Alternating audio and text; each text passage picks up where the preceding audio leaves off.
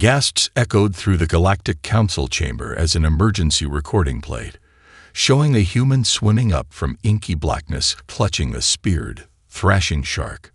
Zorthel, the iridescent scaled council leader, rewound the drone footage again. He whispered to his aide, mandibles clicking anxiously. On the view screen loomed the blue-green marble of Earth, a planet with gravity, temperatures, and predators that should make large fauna impossible. Yet there strode humans, naked apes who built cities and swam oceans. More than that, they treated this lethal planet as a playground, climbing jagged cliffs, diving into crevices, flinging themselves from aircraft as a hobby. The Galactic Council had classified Earth as a death world, a hellscape where no civilization could rise. If humans ever went interstellar, if they weren't crushed under their own reckless curiosity, they might shred the delicate peace of 10,000 systems. As chitters and shouts rose to an anxious roar, Zorthel rapped his gavel with a sharp crack. If humans survived long enough for first contact, what other miracles were they capable of? Krelter's heart raced as his ship hurtled through the void of space. The weight of his mission pressed down on him like a physical force. He had been chosen to make first contact with the humans, a species that defied all logic and reason. How could they survive on a planet that was classified as a death world? How could they build cities and civilizations when their world was filled with predators that could easily kill them? These questions swirled through Krelter's mind as he landed his ship in a remote area of Earth. He activated the cloaking device, confident that his advanced technology would keep him hidden from the primitive humans. But within hours of landing, he heard the sound of vehicles approaching. He checked his sensors and saw that his ship was surrounded by human military forces. Impossible, Krelter muttered to himself. How could they have detected us so quickly? His question was answered when a voice boomed over a loudspeaker. Attention, alien vessel. We have you surrounded. Exit your ship and surrender peacefully, or we will open fire. Krelter's mind raced. He had expected to have more time to observe the humans before making contact, but now he had no choice. He activated his ship's external speakers and replied, I am Krelter, ambassador of the Galactic Council. I come in peace. There was a moment of silence. Then the human voice responded, We don't care who you are. Exit your ship now, or we will breach the hull and drag you out. Krelter sighed. He had hoped to avoid a confrontation, but it seemed the humans were not interested in diplomacy. He gathered his small delegation and exited the ship, his hands raised in a gesture of surrender. The humans surrounded them immediately, their weapons trained on the aliens. Krelter tried to remain calm, but he couldn't help but notice the primitive nature of their firearms. How could such simple weapons pose a threat to his advanced technology? The humans escorted Krelter and his delegation to a nearby military base. They were separated and placed in interrogation rooms. Krelter found himself face to face with a human who introduced himself as General Riggs. So you're the leader of this little invasion force? Riggs asked, his tone dripping with sarcasm. I assure you, General, we come in peace, Krelter replied. We merely wish to establish diplomatic relations with your species. Riggs laughed. You expect us to believe that? You land your ship on our planet without permission using some kind of cloaking device to hide from our sensors. That doesn't sound very peaceful to me. Krelter tried to explain the nature of his mission, but Riggs wasn't interested. He demanded to know the location of the Galactic Council and the capabilities of their technology. Krelter refused to answer, citing diplomatic protocols. The interrogation went on for hours. Riggs grew increasingly frustrated with Krelter's evasive answers. At one point, he slammed his fist on the table and shouted, Enough of this bullshit. You're going to tell us what we want to know, or we'll start getting creative with our interrogation techniques. Krelter's eyes widened. He had heard rumors of the humans' brutal tactics, but he had never expected to experience them firsthand. He tried to remain calm, but he couldn't help but wonder what horrors awaited him if he didn't cooperate. Zorthel paced back and forth in the council chamber, his iridescent scales reflecting the dim light. It had been days since they had last heard from Krilfar, and the council was growing increasingly concerned. "We should have heard something by now," Zorthel muttered, his mandibles clicking together nervously. "Krultar is one of our most experienced diplomats. He wouldn't just go silent like this." The other council members murmured in agreement, their own worry evident in their body language. Some shifted uncomfortably in their seats, while others tapped their claws on the table anxiously. "Perhaps we should send a rescue mission," one council member suggested, his voice trembling slightly. "If the humans have captured Krultar and his delegation, we need to get them out of there and risk starting a war with a species we know nothing about." Another council member countered, shaking her head. "We can't afford to be reckless. We need more information before we make any decisions." The debate raged on for hours, with each council member offering their own opinions and ideas. Some argued for a military response, while others cautioned against any action that could be seen as aggressive. Just as the council was about to reach a stalemate, a transmission came through on the view screen. It was Krultar, looking battered and exhausted, but very much alive. "Krultar!" Svorthel exclaimed, relief washing over him. "What happened? Are you all right?" Krultar took a deep breath before responding.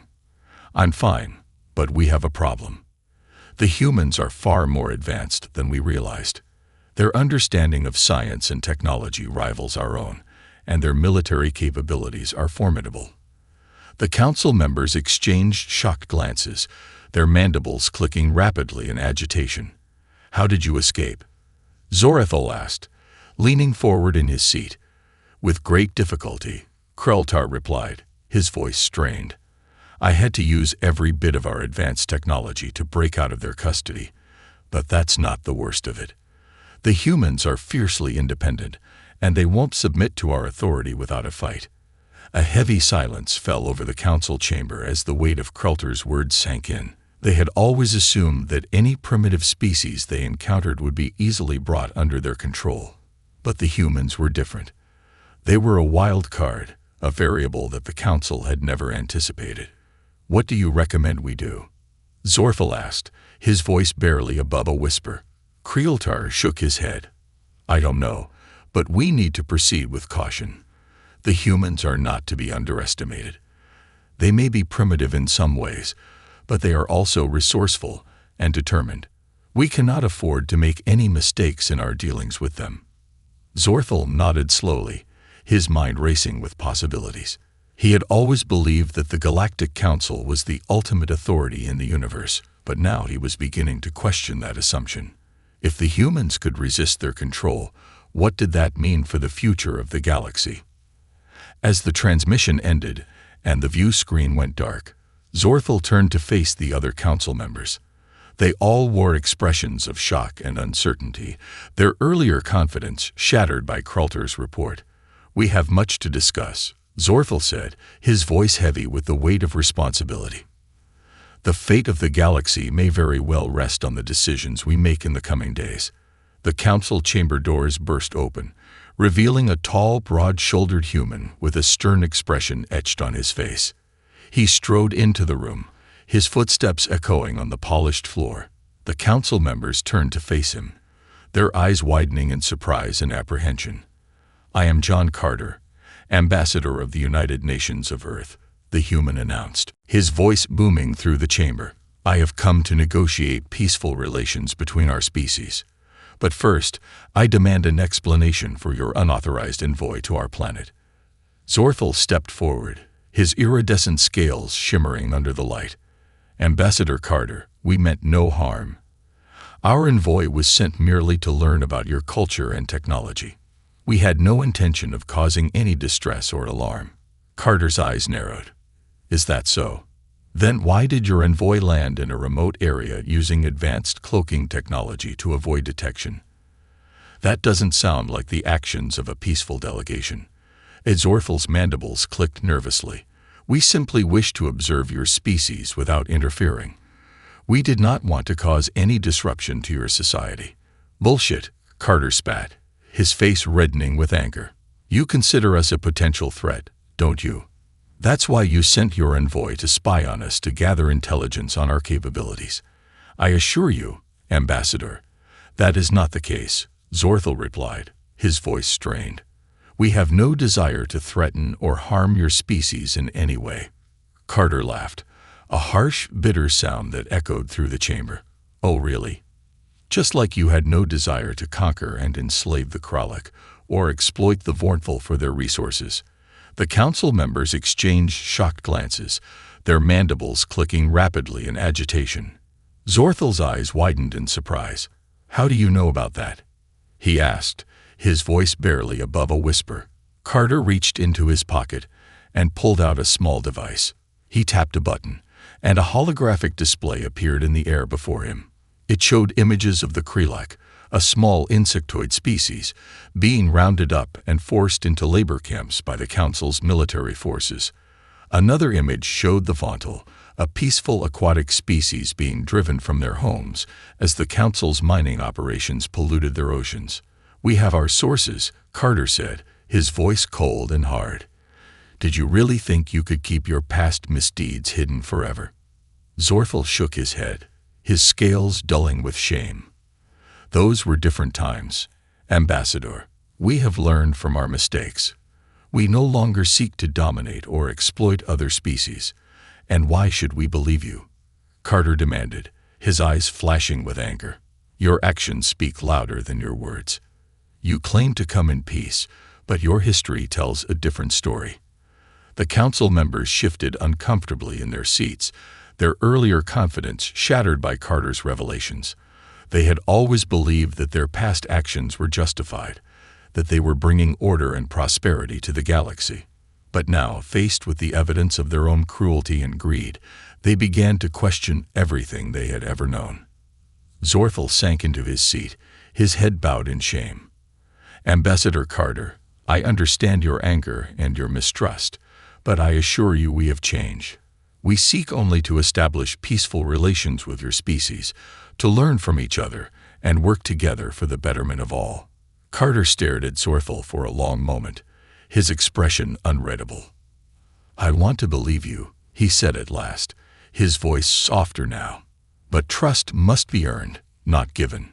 If you truly wish to establish peaceful relations with Earth, you must prove your intentions through your actions, not just your words. Zorthel nodded slowly, his scales shimmering with determination. We will do whatever it takes, Ambassador. We will be transparent in our dealings with your species, and we will work to make amends for our past mistakes. Carter's expression softened slightly, but his eyes remained wary. I will hold you to that promise, Counselor Zorthel. The future of our relationship depends on it. The view screen on the Council's space station flickered, then filled with the image of a grotesque insectoid face. Zorthel recoiled in his seat. He recognized the species immediately, Zorgans. Their exoskeletons gleamed a sickly green, their compound eyes glittering with malice. Counselors of the Galactic Federation. The Zargan hissed, its mandibles clicking together rapidly. Your reign of tyranny ends today. We, the Zargan Empire, will seize control of this galaxy and reshape it in our image. Before Zorthel could respond, the space station shuddered violently. Alarms blared as the lighting flickered and died, plunging the council chamber into darkness. Emergency power kicked in a moment later, bathing everything in an eerie red glow. We're under attack, one of the council members shouted, her voice shrill with panic. The Zorgans are firing on the station. Zorthel lurched to his feet, his scales rippling with fear. We must evacuate immediately, he said, his voice trembling. Get to the escape pods now. The council members scrambled out of their seats, pushing and shoving each other in their haste to reach the exits. Zorthel followed close behind, his heart pounding in his chest. He could hear explosions rocking the station, growing louder and closer with each passing second. They barely made it to the escape pods before the Zorgan ships breached the station's hull. Zorthel strapped himself into a seat, his claws shaking as he punched in the coordinates for Earth. The pod jettisoned away from the station just as it erupted in a massive fireball. the force of the explosion sending them tumbling end over end through space. When they finally landed on Earth, Zorthel and the other council members were battered and bruised, their clothing torn and their scales dull with exhaustion. They staggered out of the escape pod, blinking in the bright sunlight of the human world. Her team of human soldiers surrounded them almost immediately, their weapons trained on the council members. Zorthel raised his hands in surrender, his voice weak and raspy as he spoke. "Please," he said, his eyes pleading. "We need your help. The Zorgans have attacked our station, and they won't stop until they've conquered the entire galaxy." The soldiers exchanged glances, their expressions wary. One of them spoke into a communication device, his words too low for Zorthel to hear. A few moments later, a familiar figure emerged from a nearby building. Ambassador Carter. Carter strode towards them, his face set in a grim expression. He stopped a few feet away from Zorthel, his arms crossed over his chest. "Give me one good reason why we should help you," he said, his voice cold. "After everything your council has done, why should we risk our lives to save you?" Zorthel swallowed hard, his throat dry. "Because the Zorgans are a threat to all of us," he said, his voice growing stronger. "They won't stop with the council. They'll conquer every planet in the galaxy, enslaving or destroying anyone who stands in their way." Carter stared at him for a long moment, his expression unreadable. Finally, he let out a long sigh and uncrossed his arms. "You're right," he said, his voice heavy. "As much as I hate to admit it, we can't let the Zorgans win. We'll help you fight them, but on one condition. When this is over, we're going to have a long talk about your council's past actions and how we can move forward together." Zorthel nodded, relief washing over him. "Of course," he said. "We'll do whatever it takes to make things right." Carter turned to the soldiers and barked out a series of orders. Within minutes, they were escorting the council members to a secure location where they could rest and recuperate while the humans mobilized their forces. As Zorthel sat in a small sterile room, he couldn't help but feel a sense of hope. The humans were fierce and unpredictable, but they were also brave and compassionate. Together, they might just have a chance of defeating the Zorgans and saving the galaxy. The door to the room opened, and Carter stepped inside. He sat down across from Zorthel, his expression serious. "Tell me everything you know about the Zorgans," he said. "Their weaknesses, their tactics, anything that might give us an edge in this fight." Zorthel nodded, his scales rippling with determination. He began to speak, his voice growing stronger with each word. They had a long road ahead of them, but for the first time in a long time, he felt a glimmer of hope for the future. You have reached the end of the story. If you enjoyed this story and want to support us, please leave a like and subscribe to our channel. And for every comment that says 88, I will heart every single one of them. Thank you for your time.